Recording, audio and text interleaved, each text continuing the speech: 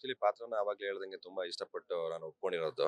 ಒಬ್ಬ ಹೀರೋಗೆ ಯಾವ್ಯಾವ ತರ ಎಕ್ಸ್ಪೀರಿಯನ್ಸ್ ಆಗ್ಬೇಕು ಎಲ್ಲ ತರ ಎಕ್ಸ್ಪೀರಿಯನ್ಸ್ ಈ ಕ್ಯಾರೆಕ್ಟರ್ ಆಗ್ತಿದೆ. ಫೈಟ್ಸ್ ಆಗಿರ್ಬೋದು, ಆಮೇಲೆ ಸ್ಮಶಾನದ ಹತ್ರ ಯಾವತ್ತೂ ಹೋಗೇ ಅಲ್ಲ ಅಂಥದ್ರಲ್ಲಿ ಅಲ್ಲಿ ಮಲ್ಕೊಂಡು ಅಲ್ಲೆಲ್ಲ ಸೀನ್ ಮಾಡಿದೀವಿ ರೈನ್ ಎಫೆಕ್ಟ್ ಅಲ್ಲಿ. ಸೊ ಅದೆಲ್ಲ ಒಂಥರ ಡಿಫ್ರೆಂಟ್ ಎಕ್ಸ್ಪೀರಿಯನ್ಸ್. ತುಂಬಾನೇ ಖುಷಿ ಆಗತ್ತೆ ಈ ಪಾತ್ರ ಮಾಡ್ತಿರೋದು.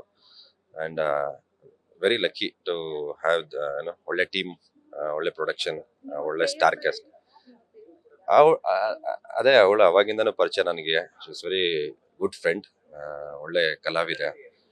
ನಮ್ಗೆ ಯಾವತ್ತೂ ಅಷ್ಟೊಂದು ಚಾಲೆಂಜ್ ಅನಿಸ್ಲಿಲ್ಲ. ನಾವಿಬ್ರು ಆಕ್ಟ್ ಮಾಡಬೇಕಾದ್ರೆ ತುಂಬಾನೇ ಈಸಿ ಅನ್ನಿಸ್ತಾ ಇತ್ತು. ಅಂದ್ರೆ ಆ ಕನೆಕ್ಷನ್ ಇರೋದ್ರಿಂದ, ಫ್ರೆಂಡ್ಶಿಪ್ ಇರೋದ್ರಿಂದ ತುಂಬಾನೇ ಖುಷಿಯಿಂದ ಮಾಡ್ತಾ ಇದ್ವಿ. ಸೊ ಕುರ್ತು ಪಾತ್ರ ಮಾಡೋದು ಎಷ್ಟು ಕಷ್ಟ ಆಯ್ತು ಸರ್? ಅಂದ್ರೆ ಆ ತರ ಆಕ್ಟ್ ಮಾಡೋದು ಅಂದ್ರೆ ತುಂಬಾ ಈಸಿ ಕೆಲಸ ಅಲ್ಲ, ತುಂಬಾ ಹೌದು. ಕಷ್ಟದ ಕೆಲಸ. ಹಾ. ನಿಮಗೆ ಅದು ಎಷ್ಟು ಕಷ್ಟ ಆಯ್ತು? ಇಲ್ಲ, ಅದು ನಾನು ಮೊದ್ಲಿಂದನೂ ನನ್ನ ಆಕ್ಟಿಂಗ್ ಎಲ್ಲೂ ಕಲ್ತಿಲ್ಲ. ಜಸ್ಟ್ ನನಗೆ ಹೇಳ್ಕೊಟ್ಟಿರೋದು ಒಂದೇ ಅಬ್ಸರ್ವೇಷನ್. ಎಲ್ಲಾ ನನ್ನ ಫ್ರೆಂಡ್ ಸರ್ಕಲ್ ಅಲ್ಲಿ ಎಲ್ಲ ಒಂದಷ್ಟು ಸರ್ಕಲ್ ಎಲ್ಲೆಲ್ಲರ ಹೋದಾಗ ಕೆಲವ್ರನ್ನ ನೋಡ್ತಾ ಇದ್ದೆ ನಾನು. ಹೇಗ್ ರಿಯಾಕ್ಟ್ ಮಾಡ್ತಾರೆ, ಹೇಗಿರ್ತಾರೆ ಕುಡ್ದಾದ್ಮೇಲೆ ಅಂತೆಲ್ಲ. ಸೊ ಎಲ್ಲ ಒಂದ್ ಕಡೆ ಅದು ತುಂಬಾನೇ ಹೆಲ್ಪ್ ಆಯ್ತು ನನಗೆ. ಬಟ್ ನಾನು ಮನೇಲಿ ಇದ್ದಾಗ ಕೆಲವು ಪ್ರಾಕ್ಟೀಸ್ ಮಾಡ್ತಿದ್ದೆ.